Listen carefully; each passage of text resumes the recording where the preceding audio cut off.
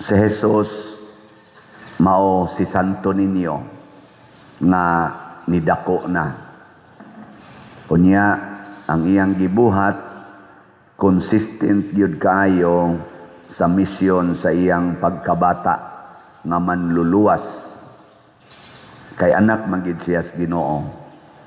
Mao na nga dinhi sa atong ebanghelyo ang mga tao nagsigig og sunod-sunod niya kay naa man gud siya gahom nya nindot pod siya mutudlo. Pero doon na dinhi mga tao nga giyawaan unya nang hapa sad sila sa tiilan ni Hesus og ni proklamar pagyud, ikaw mao ang anak sa Dios. Pero ang response ni Kristo giingnan niyang mga yawa nga dili sila manugilon kung kinsa siya. Kay bao ba mo nganong gidid-an ni Kristo ang mga yawa nga dili manugilon bahin niya nga siya anak sa Dios? Kibaw mo? Unsay rason? Awa mo kibaw? Wa sad bitaw gibutang diri.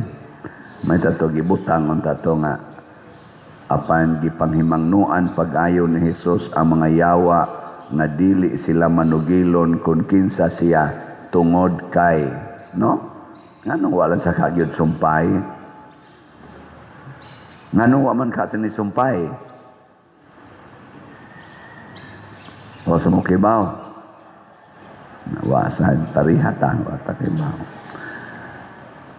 Dili sa ako lang una-una di na kinahanglan sumpayan, di na sad angayan nga ang mga yawa manugilon kung kinsa si Jesus. Ngano man yawa gud sila. Kanang yawa opposite man na sa batasan sa Ginoo. Kung ang Ginoo mahigugmaon, ang yawa madinumtanon. Kung ang Ginoo kinabuhi, ang yawa kamatayon. Kung ang yawa o kung ang Ginoo mapaubsanon, ang yawa mapahitason. Biling niya mong tupad, inaasa man ka naliwat. Inaasa ka naliwat. There is unang pagbasay. Klaro kayo ang tao nga liwat sa yawa o liwat sa Ginoo. Si David, si Saul o si Jonathan.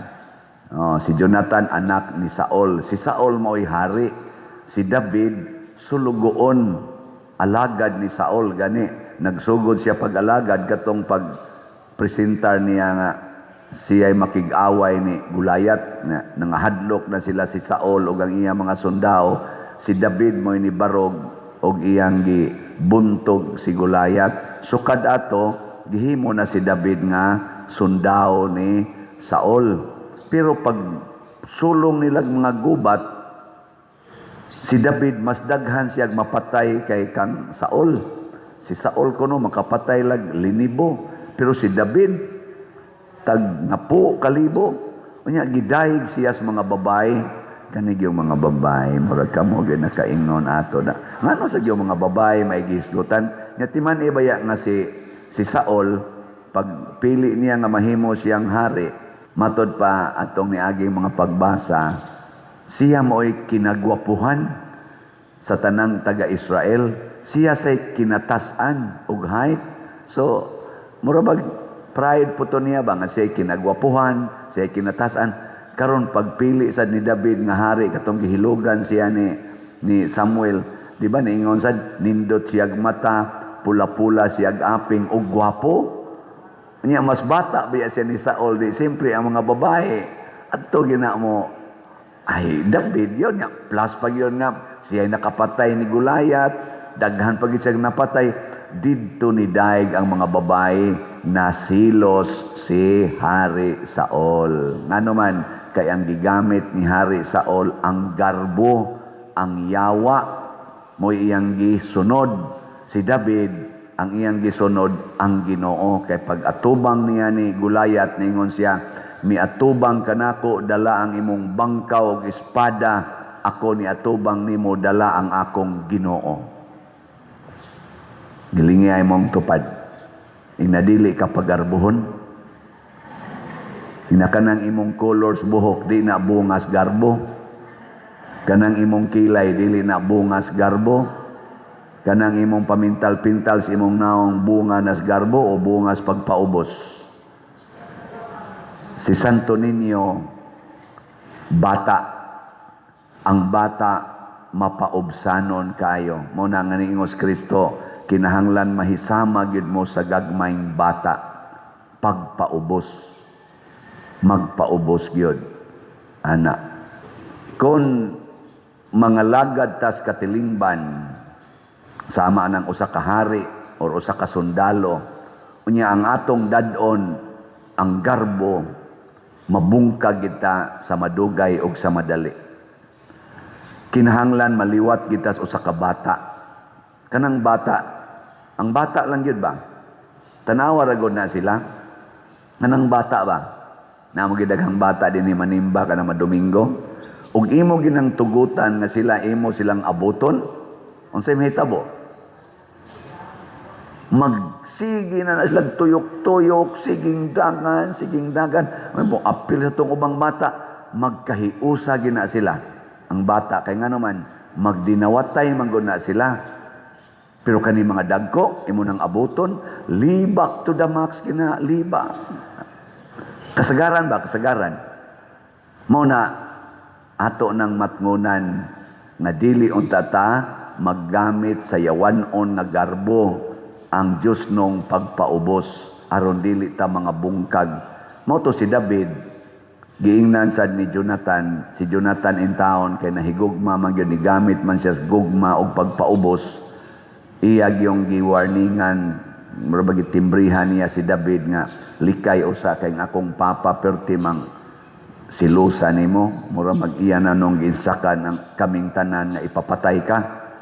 Muto nilikay si David. Pero si David wa gyud mogamit sa garbo. Pag abot nas panahon nga nakumbinser ni Jonathan ang iyang papa nga ayala naghilabtis David, oy nag-alagad man na nimo, gipatay ganito sa Gulayat, lipay gani kay ka, kada nato suong og gubat, mudaog ta tungod sa niya, lipay gani kay ka. Nganong imo naman hinunang patyo na purti man ang alagad nimo? Murag natauhan si Saul og ni hinulsol siya. Nibalik ra pog alagad si David. Nibalik ra alagad. Pagkanindot, no?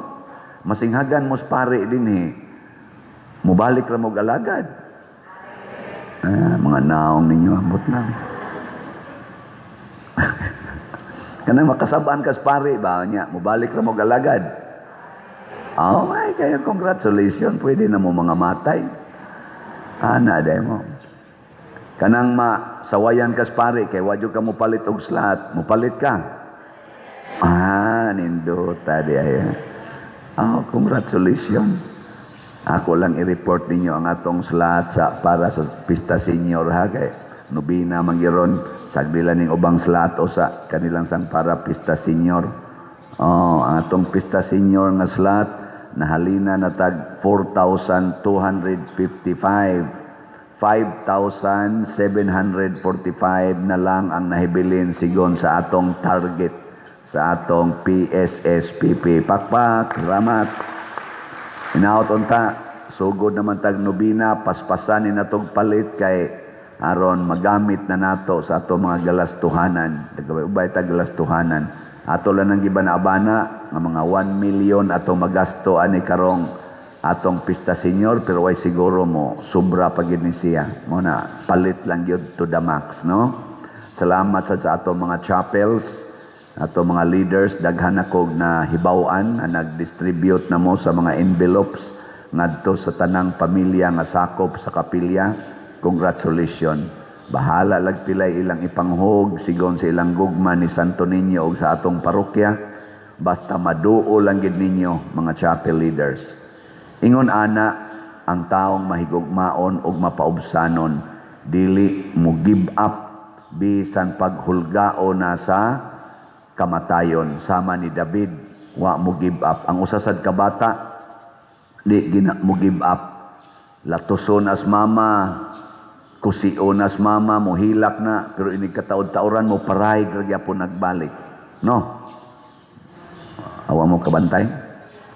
Anak ng bata, musunod lang yapon na, galuha ang mata, gagunit lang yapon na kamot, musunod.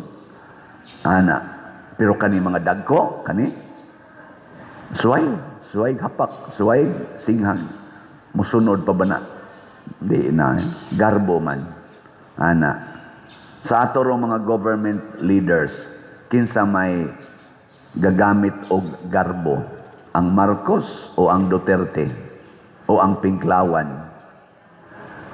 Unay atong bantayan kay kanang nagamit og garbo sa ilang pagdumala sa nasod, liwat na ni Hari Saul, hadlo kay na sila na ay musikat.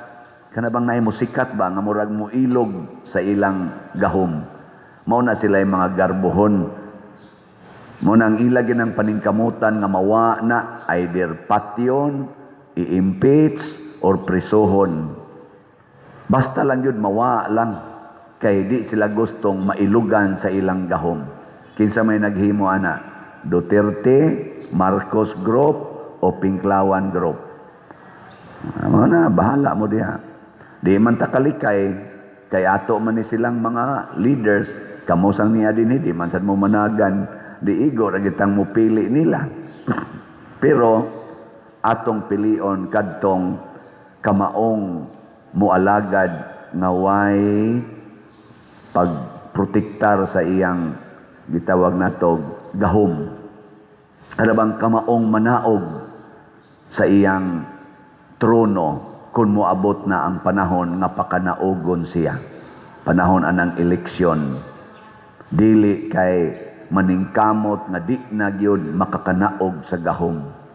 Kana bang tao nga dili magsigig padato? Kana bang leader unta nato ba nga dili magsigig padato siyang kaugalingon kung dili padatuon niya ang katawhan? Naaroy mga batan-on nga mga congressmen, kinsa na sila, si Catron, si Libestes, Barsaga, nindot kay silang mga prinsipyo. Pero karon sila nanoy gilotos, mura sila David ba against sa Saul. Mga batan-on mga 5 na sila kabuk, napay si Marcolita, nga congressman niya pon, anak ni Rodante Marcolita, kinsa pa tong uban, basta naay mga 5 kabuk batan-on nga kusog kay musulti ba dias kongreso against sa corruption, against aning ni ang mga pag manipulate aning mga power. Oy maoy gikasuhan karon, oy maoy gisigihan og agitaktak naman gani tos Barsaga, gitaktak, gisuspenso. Maigsoon, klaro kayo nga ang gagunitron sa atong administrasyon kanang na ang gahuma diha nga nagdakunuhay sa atong panggobyerno nga atong gipili og na-appointed, mga liwat-liwat yun kadaghanan ni Saul. Garbo. Naaroy report sila si Senador Marcolita, gitawag nila minority report, kay ilamang nakita nga ang hearing sa flood control wa naman ni kapaingnan, gasige na malag tuyok-tuyok, murabag nalilo ba, murag liluan, tuyok na lang, wa na kaabot nga tog asa padulngan nya, kay naputol man tong iyang member man sila sa committee sa anang hearing sa flood control, kanang Blue Ribbon Committee. Siya may former chairperson si Marcolita, naghimo sila ilang minority report. Ang ilang title, minority report. Sa ilang report, ang tanang witnesses nga ilang na hearing, nagpunting yun ang tanan nilang mga giistorya ngadto ni Saldico og ni Romualdez. Nya ila ding gibutang ag-aro ngadto sa babaw niya na itom niya question mark. Ana. So ang tanang gisulti dire gapunting ni Saldico, ni Romualdez, nya gibutang ag-aros babaw, black ang kanya question mark. Kay di man pwede nga si Speaker Romualdez o si Saldico nga usa ka congressman nga naa sa Appropriation Committee head maoy nag-utok adtong trillions nga corruption labi na sa flood control. Di man gyud pwede. Kay do na pa man kunoy babaw kinsa man tong naas babaw. Mauna nga naukay na sa ron ang social media tungod aning minority report. Asa gyud kutob ang atong pagsusis kamatuoran kun wa tay Ginoo, kun wa si Kristo, wa si Santo Niño, ang kamatuoran dili gid nato mapalgan. Mao na nga niingon si Kristo sa mga yawa, ayaw mong panabi kinsa ko. Kay si Kristo mao man ang kamatuoran. Kung ang mga yawanon mao'y magmatuod nga kini mao'y kamatuoran, wa gid nay kapuslanan. Kay ila ra sa nang usab-usabon ang kamatuoran. Kinsa ra may makasulti sa kamatuoran? Ang taong mapaubsanon. Sige, last na lang lingi sa imong tupad. Ingna siya sugod karon. Ingna ba na sugod karon? Magsige na kog palit og slot. Kay ang kamatuoran nagtug-an nga ako parokyano dinhi. O gusto ko nga akong palambuon ang akong parokya, dili ang akong kaugalingon. Nindutan ano? Galuya ang mga naong. Sige na, manindog na ta para sa atong nobina.